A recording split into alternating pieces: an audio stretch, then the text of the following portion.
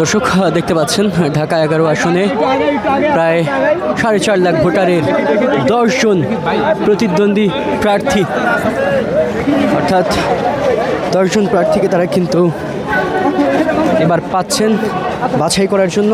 এবং ঢাকা 11 আসনে তিনি কিন্তু প্রতিদ্বন্দ্বিতা করছেন আগামী 12ই ফেব্রুয়ারি